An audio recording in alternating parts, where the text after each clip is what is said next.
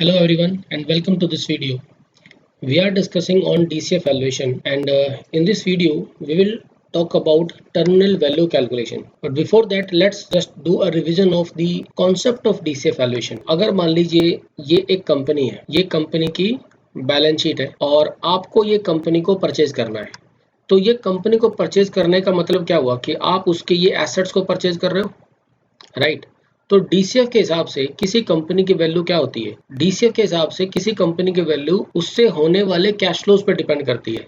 तो इन एसेट्स के बेस पर फ्यूचर में कुछ ये कैश फ्लोज जनरेट होंगे। तो इन कैश फ्लोज की जो प्रेजेंट वैल्यू आएगी, that present value will be the value of these assets. तो इन एसेट्स के ओनर कौन है? ये डेट वाले हैं, इक्विटी वाले हैं, प्रेफरेंस स्टॉक वाले हैं।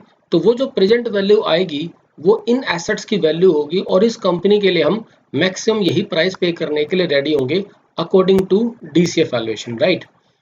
तो डीसीएफ में हम क्या करते हैं कि हम फ्यूचर के कैश फ्लोज को फोरकास्ट करते हैं और उनकी जो प्रेजेंट वैल्यू होती है उसी को हम डीसीएफ वैल्यू मानते हैं और उसी को हम कंपनी की वैल्यू मानते हैं। तो कोई भी कंपनी है वो क्या होती है? That is a going concern. तो गोइंग कंसर्न में क्या होता है? कंपनी परपेचुअली रहेगी, it will generate cash flows perpetually, ठीक है। उसका कोई एंड नहीं होता है, अनलिमिटेड लाइफ होती है, अनलिमिटेड टाइम तक वो कैश फ्लो जनरेट करेगी। तो प्रेजेंट वैल्यू किसकी? उन अनलिमिटेड कैश फ्लोज की जो प्रेजेंट वैल्यू होगी उसी वैल्यू को हम क्या करेंगे? कंपनी की वैल्यू मान लेंगे।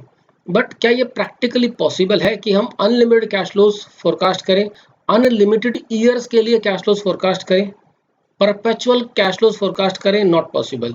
तो डीसीएफ में हम क्या करते हैं, एक पर्टिकुलर पीरियड के लिए, ये 5 साल, 7 साल, 8 साल कुछ भी हो सकता है, तो इतने टाइम के लिए हम कैश फ्लोज फोरकास्ट करेंगे। उसके बाद जहां तक हम मैक्सिमम स्ट्रेच कर सकते हैं वहां तक कैश फ्लोज फोरकास्ट करेंगे। बट एक टाइम तो ऐसा आएगा जिसके बाद हम कैश फ्लो फोरकास्ट नहीं कर सकते, तो वहां पर हम एक एग्जिट वैल्यू निकाल लेंगे या टर्मिनल वैल्यू निकाल लेंगे या कंटिन्यूइंग वैल्यू निकाल लेंगे, ठीक है। ये तीनों का मतलब लगभग सेम है। तो हम ये जो वैल्यू निकालेंगे इसका मतलब क्या है कि 7 साल 8 साल के बाद जब तक कि हम कैश फ्लोज लॉजिकली फोरकास्ट कर सकते हैं तब तक फोरकास्ट करेंगे और 8 साल के बाद हम कंपनी की एक वैल्यू निकालेंगे कि अगर 8 साल के बाद ये कंपनी अगर हम एग्जिट करें, ये कंपनी, ये प्रोजेक्ट को हम बेच दें तो लगभग कितने के प्राइस पर हम उसे बेच पाएंगे। ऐसे एक आइडिया के साथ हम वो वैल्यू निकाल लेते हैं और वो जो वैल्यू होती है उसी को हम टर्मिनल वैल्यू कहते हैं। तो ये जो वैल्यू होती है ये इसके बाद के जितने भी परपेचुअल कैश फ्लोज हैं हम ये मान लेंगे कि इन सब की प्रेजेंट वैल्यू ये टर्मिनल वैल्यू है। तो कंपनी की वैल्यू क्या हुई? कंपनी की वैल्यू हुई कि ये जो आपने कैश फ्लोज फोरकास्ट करे इनकी प्रेजेंट वैल्यू और ये जो टर्मिनल वैल्यू फोरकास्ट करी इसकी प्रेजेंट वैल्यू, इन दोनों को मिला के जो वैल्यू आएगी उसी को हम कंपनी की वैल्यू मान लेंगे।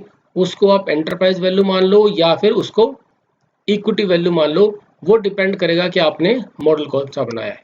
तो चलिए मैं आपको थोड़ा सा कॉन्सेप्ट और डिटेल में बताता हूँ कि टर्म वैल्यू क्या होती है। उसके लिए मैं इस बार आपके एक नोट पैड पे लेके चलता हूँ, ठीक है। तो आप मेरे नोट पैड पर आ गए हैं and we are going to discuss terminal value.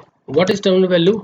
The value of company at the end of forecast period is called terminal value. So ये तो क्या डिस्कस किया हमने, व्हाट इज टर्मिनल वैल्यू। अब हम किस पे बात करेंगे? Why terminal value. The company we are valuing is a going concern and it will generate cash flows perpetually even after the forecast period, but we cannot forecast cash flows beyond a specific year with any degree of accuracy. So we take a simplified assumption and calculate the value of company at the end of forecast period और explicit forecast period, आप कुछ भी कह सकते हैं। क्या लिखा हमने? The value the company we are valuing is a going concern and it will generate cash flow perpetually even after the forecast period, but we can not forecast cash flow beyond a specific period with any degree of accuracy. So we take a simplified assumption and calculate the value of the company at the end of forecast period. This value is called terminal value and it will include the value of all those cash flows which would be generated perpetually after the forecast period। तो हम क्या कह रहे हैं कि 5 साल 7 साल का फोरकास्ट करने के बाद हम एक वैल्यू निकालेंगे, उस वैल्यू को टर्न वैल्यू कहेंगे। That value will represent the value of all those cash flows which would be generated after 7 years perpetually। 7 साल के बाद perpetually जितने भी कैश फ्लोज आएंगे उन सब की वैल्यू उस टर्म वैल्यू के अंदर इंक्लूडेड है, ये माना जाएगा। ठीक है, अब आती है बात कि सर टर्म वैल्यू कैसे निकालोगे। तो टर्म वैल्यू निकालने के लिए हमारे पास दो मेथड है। कौन कौन से? एक होता है आपका परपेचुअल मेथड और दूसरा आपका होता है मल्टीपल मेथड। तो इन दोनों मेथड के बारे में हम बात करेंगे लेकिन अगली वीडियो में।